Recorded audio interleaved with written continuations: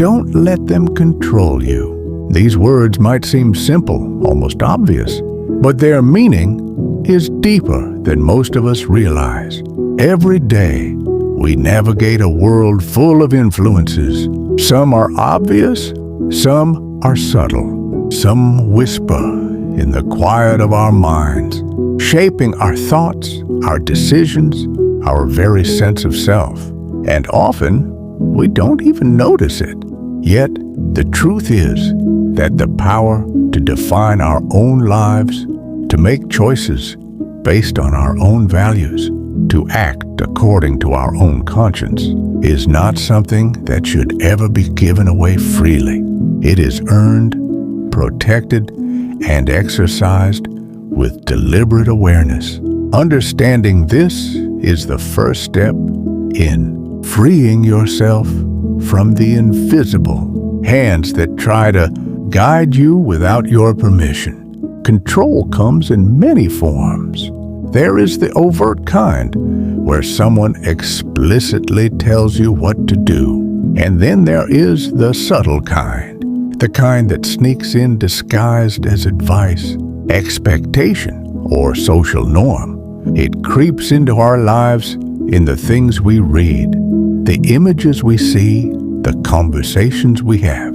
It lives in the media that shapes our worldview, in peers that pressure us to conform, in leaders who demand compliance. And even when no one is actively trying to control us, our own minds can become a prison if we do not exercise vigilance over our thoughts. This is why it is crucial to understand what control looks like, how it manifests, and how it operates, so that you can recognize it when it arises. Some people believe that resisting control is a form of rebellion, but it is not. It is not about defying for the sake of defiance. It is about reclaiming your own authority over your mind, your emotions, and your actions. When you allow someone else to dictate your choices, you surrender your freedom. This surrender can take the form of giving in to fear, guilt, or shame. It can take the form of accepting norms and rules without questioning whether they serve your best interest or the interest of your values. Every decision you make under pressure, every belief you adopt without scrutiny, every habit you repeat because it is expected, is a small act of giving your power away. The problem is not always external. Often it is internal, and the first person you must liberate is yourself. The journey toward personal empowerment begins with awareness. Awareness of your values, your goals, your desires, and your fears. Awareness of the ways in which your environment shapes your perceptions. Awareness of the subtle pressures that push you toward conformity. Take time each day to reflect, to ask yourself, am I choosing this, or am I following someone else's direction? When you ask this question honestly, you reclaim the space to make decisions consciously. When you pause before reacting, when you consider the motivations behind your choices, you reclaim the power to act from a position of clarity. Emotional resilience is also critical. Control thrives in the absence of resilience, in the presence of fear and uncertainty. When we are emotionally vulnerable, we are more susceptible to manipulation. But when we cultivate resilience, when we build the ability to navigate disappointment, criticism, and pressure without losing our sense of self, control begins to slip away from those who try to impose it on us. Emotional resilience is not about shutting down or avoiding vulnerability. It is about engaging with the world fully, knowing that you are equipped to handle what comes your way. Understanding society is equally important. We live in an interconnected world where influences, are complex, multifaceted, and relentless. Media, social networks, cultural norms, and political rhetoric all exert subtle pressures on our thoughts and behaviors. To resist control, you must be conscious of these forces. Be critical of what you consume. Ask yourself why a particular message exists and who benefits from it. Question the narratives you are presented with, especially when they provoke fear, anger, or guilt. Recognize that misinformation and propaganda are not just mistakes. They are often deliberate tools of influence. Being alert to them is not paranoia. It is vigilance. Yet, resisting control does not mean rejecting society entirely. It means engaging with it thoughtfully, choosing when to comply, when to challenge, and when to step back. Independence does not mean isolation. You can maintain your autonomy while forming meaningful connections, participating in your community, and even influencing others positively. True freedom is not about escaping society. It is about participating in it without losing yourself. It is about navigating social currents with discernment rather than drifting passively. Psychological freedom is perhaps the most profound form of liberation. Our minds are not always our own. Cognitive biases, habitual thinking patterns, and emotional reactions can all act as unseen chains, guiding behavior without conscious awareness. Fear, guilt, and shame are powerful tools of control, often wielded by external forces, but also reinforced internally. Recognize the moments when your mind is steering you toward inaction, conformity, or self-doubt. Question the narratives you tell yourself. Reframe thoughts that limit your potential. Replace automatic reactions with deliberate responses. In doing so, you strengthen the foundation of your freedom. It is also essential to develop self-compassion. People often resist control harshly in the outside world, while being cruel to themselves internally. Perfectionism, self-criticism, and doubt are internal authorities that can dominate your life more than anyone else ever could. Treat yourself as you would a trusted friend. Listen to your own voice, honor your own needs, and give yourself permission to make mistakes.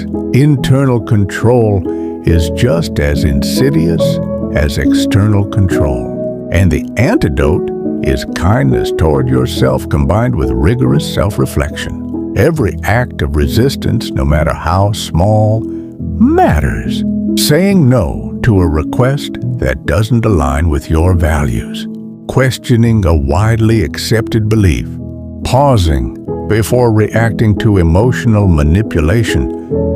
These are victories. They may seem insignificant in isolation, but cumulatively, they build a life that is truly yours. Personal freedom is a practice, a daily exercise in self-awareness, courage, and integrity. It is not a destination. It is the ongoing process of asserting your right to think, feel, and act according to your own principles. History offers countless examples of people who refused to surrender their autonomy. Some defied oppressive regimes. Others challenged social norms that demanded conformity.